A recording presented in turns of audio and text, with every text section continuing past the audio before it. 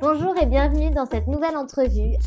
Pour compléter cette série de témoignages, aujourd'hui je suis avec Laurine qui est une cyclominette qui a rejoint la symptothermie, la formation il y a à peu près 2-3 mois et qui du coup va nous partager son expérience, comment elle s'est lancée, quel a été son parcours avec la contraception. Donc bonjour Laurine. Bonjour Mélissa. Donc est-ce que brièvement tu peux te présenter, dire quel âge t'as, qu'est-ce que tu fais dans la vie? Alors, moi, je m'appelle Laurine, donc j'ai 28 ans. Je suis maman d'un petit garçon qui a 2 ans, que j'allaite encore. Après, dans la vie, je suis auteure et puis j'accompagne aussi les femmes à la guérison de leur féminité. Et j'accompagne aussi les femmes sur le chemin de la maternité sacrée. Donc, je fais pas mal de choses. J'écris, je fais des vidéos, j'accompagne les femmes. Voilà. C'est très intéressant tout ça, dis-moi. Oui, oui. Je crois que tu vas nous donner quelques petits liens. On va faire partager tout ça parce que ça va en intéresser plus d'une. C'est dans le thème. Oui, là c'est sûr qu'on est sur le thème de la féminité. On est sur le thème de la féminité, ouais, ça c'est clair. Du coup, est-ce que tu peux brièvement nous expliquer un peu quel a été ton parcours de femme avec la contraception, ton rapport à la féminité, ton rapport à ton cycle, tout ça? Alors moi, en fait, j'ai pris la pilule assez tard, je devais avoir 21 ans. Et j'ai gardé, on va dire, la pilule, je l'ai prise pendant 2 ans, il me semble. J'ai arrêté quand justement il y a une relation amoureuse qui s'est terminée. Je me suis dit je suis célibataire, j'en ai plus besoin, donc j'arrête. Et j'ai bien fait parce que après j'ai fait justement des recherches et puis je me suis rendu compte que la pilule c'était pas forcément ce qu'il y a de mieux pour le corps. Et j'ai jamais voulu reprendre. Donc moi, j'ai pas repris de contraception depuis l'arrêt de la pilule que j'avais pris. Donc, ça doit faire au moins 5-6 ans que j'ai arrêté la pilule. Ok. Donc, voilà. Donc, t'es sans hormones, sans rien depuis 5-6 ans déjà. C'est ça, ouais. D'accord, ok. Et du coup, par rapport à ça, tes cycles naturels, tu les vivais comment? Comment ça se passait pour toi? Alors, quand j'ai arrêté, quand je prenais la pilule, forcément, j'avais un cycle carré, toujours bien, normal. Et quand j'ai arrêté la pilule, c'est pareil. Je me souviens plus exactement parce que ça date, mais j'avais un cycle pareil assez carré, à peu près 28 jours, il me semble, 28-30 jours. D'accord. Et après, j'ai refait une rencontre amoureuse qui a fait que mon cycle était totalement déréglé. C'était des cycles de plus de 40 jours, c'était n'importe quoi. Donc il y avait toujours un peu le stress, est-ce que je suis enceinte, est-ce que je suis pas enceinte? Donc il y a toujours la question qui s'est posée, puis au bout d'un moment, oui, je suis tombée enceinte. Voilà. D'accord. Mais avant, tu pratiquais pas d'observation de ton cycle en fait? Non. D'accord. Okay. Pourquoi tu as voulu démarrer la symptothermie, toi? Alors la symptothermie, en fait, j'ai un petit garçon qui a 2 ans que j'allaite et j'ai eu mon retour de règles il y a 4 mois à peu près, 3-4 mois.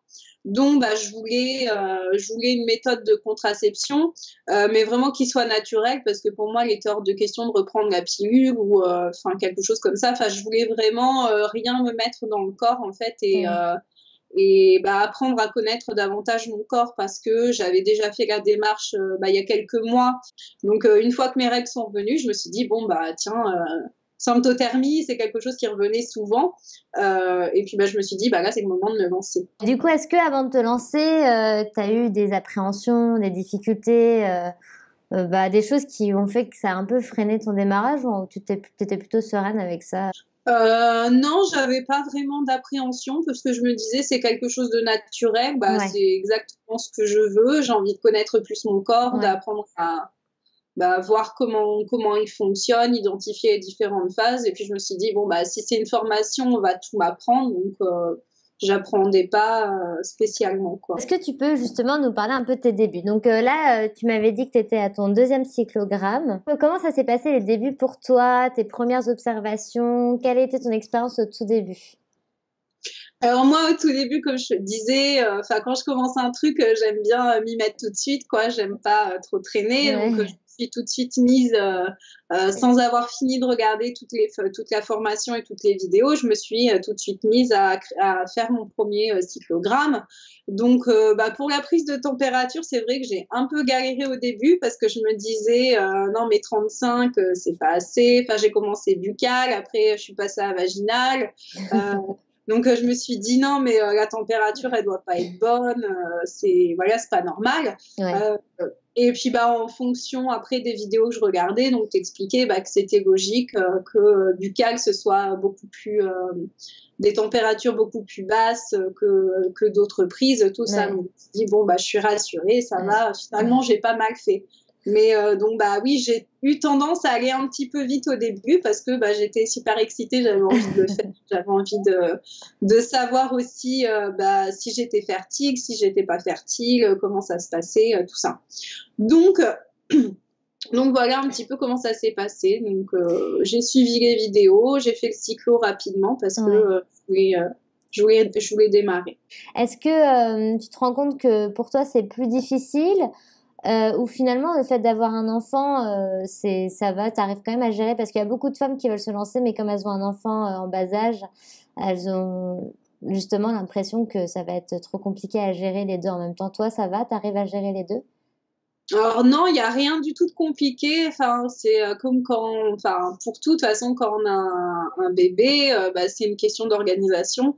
Moi, ce que je fais pour être sûre de prendre ma température justement au lever, même si bah, il se réveille super tôt, c'est que moi, je dors avec mon thermomètre à côté du lit. Comme ça, je l'ai à portée de main et je me réveille, hop, je peux prendre la température directe, quoi. Ouais. Donc, comme ça, il y a pas d'oubli ou il y a pas de souci. Je commence par ça, même si je l'entends se réveiller. Bon, bah, j'attends 30 secondes, je prends ma température et puis j'y vais, quoi. Donc, non, il n'y a pas de souci particulier. C'est juste une question d'organisation. Et puis, de toute façon, pour remplir son cyclo, il y a pas besoin d'énormément de temps, hein.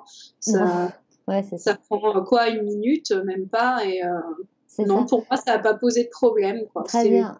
Et C'est ta température, tu la prends à des horaires régulières ou tu la prends quand tu te réveilles? Alors, je la prends, non, je la prends au réveil. Ouais. D'accord. Donc c'est pas forcément toujours à la même heure. Bah, c'est pas toujours à la même heure, mais bon, à une demi-heure près, Oui. ça varie pas énormément, quoi. Mm. D'accord. Non, c'est toujours intéressant de voir parce que tu as réussi à mettre en évidence du coup tes ovulations avec tes observations. Tu me disais que depuis que tu pratiques la symptothermie, tu as pu vraiment valider que tu as eu un retour de ta fertilité.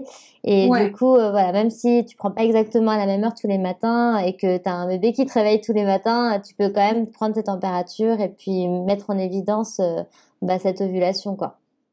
Ah oui, oui, bah ça c'est une grosse question que je me posais justement avant la Ouais. symptothermie. Est-ce que je suis fertile? Est-ce que j'arriverai à avoir des enfants ou pas? Tout ça. Ouais. Donc la symptothermie, bah ça m'a donné la réponse que oui, j'étais fertile et ça m'a permis justement de le voir dès le premier cycle, donc de me soulager sur ce point-là, de me dire bon bah voilà, je suis fertile, je le vois quoi. Et est-ce que sur d'autres plans, il y a des choses qui ont changé? Bah, déjà sur le plan de la connaissance de mon corps, de la connaissance bah, de ce qui se passe ouais, dans mon corps, déjà ça change vraiment quelque chose parce que avant bah, j'avançais un peu à l'aveugle, quoi. Je savais Ouais. pas dans quelle phase exactement j'étais, même si j'avais déjà travaillé dessus pour identifier, c'était plus au niveau du ressenti, comment je me sens, au niveau de mon énergie. Et donc là, le fait bah, d'avoir la connaissance justement de ce qui se passe dans mon corps, donc sur l'aspect physique, ça valide en fait vraiment. Bon bah là, voilà, je suis dans cette phase-là, je sais que j'en suis là dans mon cycle. Donc ça m'a apporté justement la validation de bah, comprendre où j'en étais dans mon cycle, quoi. Ouais. D'avoir le décodeur. Voilà, c'est ça. Puis oui, puis d'avoir vraiment confiance aussi bah, en moi, quoi, de pas avoir besoin d'aller chercher à l'extérieur. Je vais voir ce qui se passe et puis j'ai ma réponse, quoi. Mm. Mm. Est-ce que tu peux me dire, toi, quelle a été ton expérience donc avec la glaire cervicale? Est-ce que pour toi c'était difficile de mettre en évidence les différents aspects? Est-ce que c'est quelque chose que finalement dès le début tu as réussi à avoir? Parce que souvent aussi c'est quelque chose qui fait peur, ça, quand on commence. Moi non, ça a pas été difficile parce que bon, en regardant tes vidéos aussi, c'est super bien expliqué, donc on voit les différents aspects, enfin t'expliques vraiment bien le truc, donc déjà ça donne vraiment une idée. Donc moi ce que je faisais, c'est que je comparais au début, je regarde, moi je prends des notes, hein, j'aime bien prendre des notes, des vidéos, tout ça. Déjà j'essayais de mémoriser un petit peu ce que tu disais, puis après je comparais avec Maglaire et puis je voyais là je vois que je suis en phase que Maglaire elle est défilante comme on a vu dans la vidéo. C'est comme ça que j'ai réussi rapidement en fait à identifier les différents types de glaire, quoi. Mais non, j'ai pas eu du tout de mal avec ça, quoi. Enfin, ça a rien de compliqué, c'est naturel, quoi, ça vient du corps et c'est rapide, hein, de toute façon. On va à l'aspect de la glaire, on touche, c'est filant, c'est pas filant, c'est crémeux, c'est discret, c'est laiteux. Enfin voilà, ça se fait vite en fait. En seulement 2 cycles. Maintenant j'arrive à identifier. J'en ai pour 3 secondes, quoi. Donc ça se fait facilement, quoi. Ouais. Bravo en tout cas, parce que franchement, en 2 cycles, arriver à mettre en évidence sa glaire, voir ses ovulations et tout ça, c'est quand même beau, hein. Je suis contente du résultat. Ouais. Moi, j'étais vraiment motivée, il peut se faire super vite, hein. Faut se faire confiance, quoi. Ouais, voilà, c'est ça. Mais bon, avec la formation, toutes les vidéos, tout ce que tu transmets, de toute façon, on peut que avoir confiance, quoi. Il suffit juste d'observer, puis de comparer avec ce que tu partages, et puis ça valide, quoi. C'est ça. C'est pas compliqué, hein. Merci beaucoup, Laurine. Alors, si tu avais 3 conseils à donner à une femme qui a peur de se lancer, que ce soit très pratico-pratique ou de manière générale? C'est vraiment de se faire confiance, parce que il y a vraiment rien de compliqué, quoi. Il suffit juste en fait de faire un pas. Bon, allez, je me lance. Il y a la formation, il y a tout ce qu'il faut, tout ce dont on a besoin en fait de savoir qui est dedans. Donc il suffit juste de la suivre sérieusement. Même si t'es jeune maman, tu peux trouver des solutions pour regarder les vidéos n'importe quand. Moi, je le fais même quand je donne mon bain à mon fils, partout, quoi. Sur le téléphone, donc c'est super pratique. Donc il y a pas d'excuse du temps ou de l'organisation. Tu peux très bien t'occuper de ton enfant et écouter en même temps, et puis revoir après quand t'es plus tranquille, au calme. C'est super simple, et c'est de se faire confiance, parce que notre corps, il est porteur d'énormément de sagesse, et plutôt que toujours aller se référer à l'extérieur, c'est important en fait de revenir à l'essentiel, et en tant que femme, c'est important aussi de se reconnecter à son corps, et la symptothermie, c'est le meilleur moyen de le faire en fait pour gérer, justement, pour observer est-ce que je suis fertile, où j'en suis dans mon cycle, tout ça. Donc les conseils que je donnerais à une jeune maman, c'est de se faire confiance et de pas hésiter à se lancer, parce que si moi j'y suis arrivée en seulement 2 cycles, c'est que tout le monde peut faire, quoi. Et donc voilà, j'encourage tout le monde à le faire, quoi. Il y a rien de mieux, il y a rien de plus naturel, tu mets rien dans ton corps, t'as juste à écouter et observer, quoi, et puis t'as tes réponses. Merci beaucoup en tout cas pour ton partage d'expérience. Merci à toi. J'espère sincèrement que ça en aidera plus d'une, et que ça en encouragera certaines à se lancer si c'est au fond de leur tête et qu'elles n'osent pas encore y aller. J'espère que ce témoignage vous donnera un petit coup de pouce pour vous lancer. Et puis je vous invite, si vous avez envie de contacter Laurine, je mettrai tous ces liens en dessous de la vidéo, parce qu'en plus elle travaille dans la féminité et tout ça, donc ça pourrait être intéressant. Puis comme ça vous pourrez aussi avoir son expérience personnelle, hein, si t'es d'accord.